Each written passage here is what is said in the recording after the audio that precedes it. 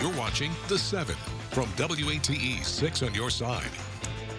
Good evening, I'm Bo Williams, and welcome to The 7. Let's get a look at the big 7 stories happening right now. And topping the list, the story of a stranger who rushed to help another stranger in what could have been a life-threatening situation is coming out of a story we brought you last night, a house fire on Maynardville Pike.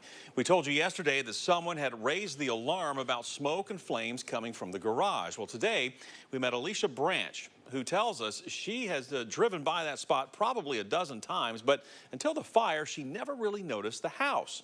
But yesterday was different. She saw the fire on her way to work and decided to stop. When she did, Branch noticed a woman running into the home, so she ran in after her.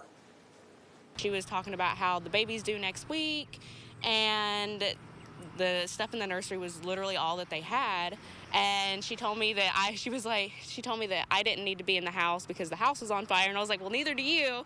And she was like, well, I'm not leaving without any of this stuff. So I just helped her get everything out. My first thought was my youngest, he was born a month and a half early, the week before the baby shower, and we had nothing for him yet. So I kind of understand where she's coming from with not being prepared for a baby at all. Branch says she knows it wasn't the wisest decision on either person's part, but she did what she had to do in the moment. Now, Rural Metro says don't do this. If you see a fire, call 911 immediately. By the time fire crews got there, everyone was safely out of the home. Rural Metro says one firefighter had suffered a minor injury and was taken to the hospital for treatment.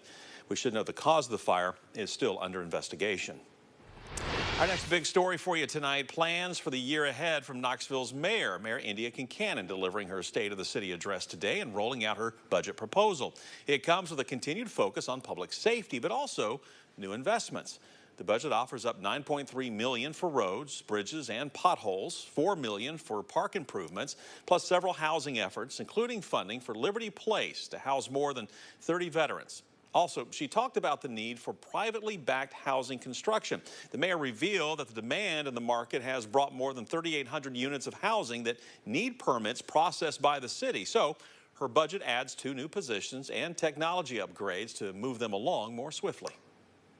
We need more people to be able to process those permits and applications in an expeditious, fair, and transparent manner. So we're adding staff to that and improving our processes. I think our biggest challenge as a community is just housing, and this budget supports more affordable housing and also helps people who want to build private sector housing. State of the City also coming with Mayor Kincannon offering up a list of accomplishments underscored by the choice of location. The event happening in Western Heights, at where the Transforming Western project is overhauling that neighborhood. Kincannon also touting today that crime is down, city workers are getting pay raises, and the city is in good financial shape. Well, plans are coming to light, a big remembrance for a firefighter killed in the line of duty. You know, we've been following it since the weekend as Tazewell and Claiborne County mourn the loss of a young civil servant. North Tazewell Volunteer Fire Department Captain Roy Lee Sewell was driving his fire truck to set up a landing zone for a medical helicopter over the weekend when the truck then ran off the road, down a hill, and flipped. Sewell was just 27. We're getting to see one tribute happening yesterday as fire departments hoisted flags on ladder trucks above the road where Sewell's body was being brought home. And we learned today that funeral services for Sewell are scheduled now to take place Saturday with a celebration of life at the Claiborne County High School Auditorium. That will start at 2 p.m. with visitation services to follow until 6. In lieu of flowers, Sewell's family asked mourners to make donations to the North Tazewell Volunteer Fire Department, where Sewell served his community. And another big loss to cope with for another community. This Big 7 story takes us to Roane County, where a crash claimed the life of a 15-year-old high school student.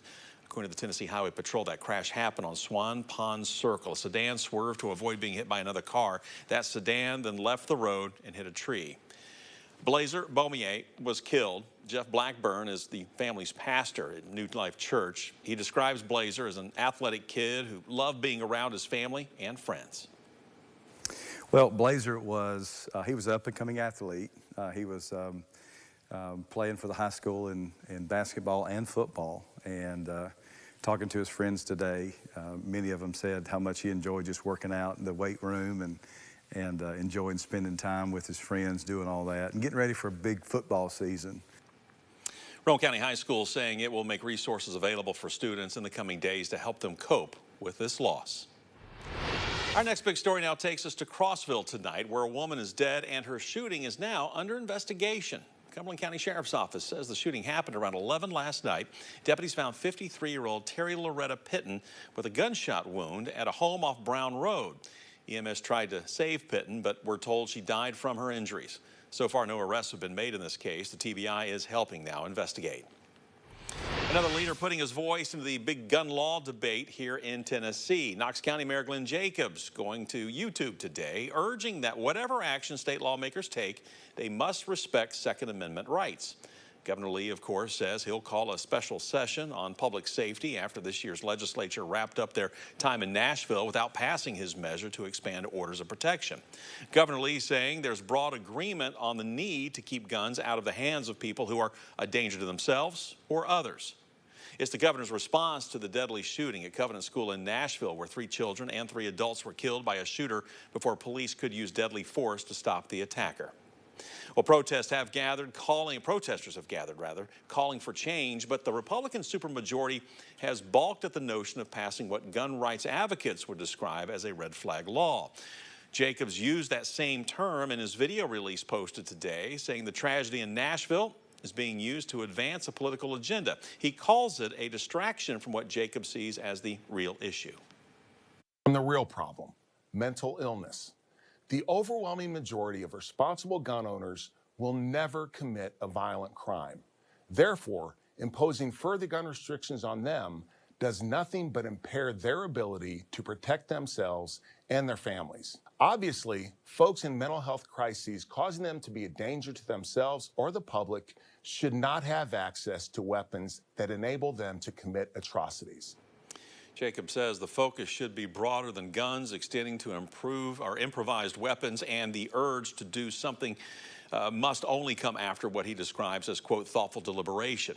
Later here on the 7, we're going to be looking at the growing call to release the Covenant Shooters Manifesto and hearing from mothers of the Covenant victims. We're ending our Big 7 list now with an answer about something new coming to Dollywood. The park's new roller coaster now has an official opening date, May 12th. So get ready. The park is offering those first rides to Dollywood Diamond Pass holders after opening ceremonies. Big Bear Mountain comes with lots of excitement from the park, as Dollywood says it is the largest single attraction, the park's longest roller coaster, and the debut of new technology with onboard audio is part of the thrill. Now, we'll be there to check it out in just over 2 weeks.